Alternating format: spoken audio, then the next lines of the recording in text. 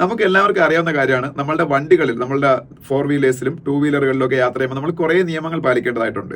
അപ്പോൾ 4 വീലറുകളിൽ നമ്മൾ യാത്ര ചെയ്യുമ്പോൾ നമ്മൾ എല്ലാവരും സീറ്റ് ബെൽറ്റ് ഇടണം എന്നുള്ളതാണ് നിയമം ഇന്ത്യയിൽ. ഫ്രണ്ടിലിരിക്കുന്നവരും സീറ്റ് ബെൽറ്റ് ഇടണം, ബാക്കിലിരിക്കുന്നവരും ഇടണം. പക്ഷെ നമ്മുടെ വാഹനങ്ങളിൽ ഫ്രണ്ട് സീറ്റിലിരിക്കുന്ന ഡ്രൈവറും കോ ഡ്രൈവറും സീറ്റ് ബെൽറ്റ് ധരിച്ചില്ലെങ്കിലാണ് അതിൽ അലാം മുഴങ്ങി കേൾക്കുന്നത്. അതുവഴി നമ്മളെല്ലാവരും അത് ധരിക്കാൻ, വാഹനം നമ്മളെ പ്രേരിപ്പിക്കാൻ നമ്മൾ ധരിക്കുകയും ചെയ്യുക ആ അലാം മുഴങ്ങുമ്പോൾ.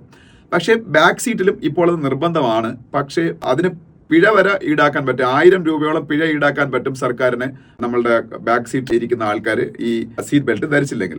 പക്ഷെ അത് കർശനമായിട്ട് ഇതുവരെയ്ക്കും നടപ്പാക്കി തുടങ്ങിയിട്ടില്ല. പക്ഷെ എന്തായാലും നമ്മുടെ വാഹനങ്ങളിൽ ഇനി ബാക്ക് സീറ്റിലിരിക്കുന്നവർ സീറ്റ് ബെൽറ്റ് ധരിച്ചില്ലെങ്കിലും അലാം മുഴങ്ങാൻ പോയാണ്.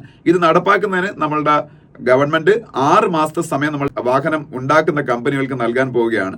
അപ്പോൾ അത് വളരെ സ്ട്രിക്റ്റ് ആയിട്ട് നടപ്പാവും. നമ്മളുടെ വാഹനങ്ങളിലെല്ലാം ഏത് സീറ്റിലിരിക്കുന്ന ആള്, അത് ഫ്രണ്ടിലാണെങ്കിലും ബാക്കിലാണെങ്കിലും ഇരിക്കുന്ന ആള് സീറ്റ് ബെൽറ്റ് ധരിച്ചില്ലെങ്കിലും അലാം മുഴങ്ങുന്നതായിരിക്കും.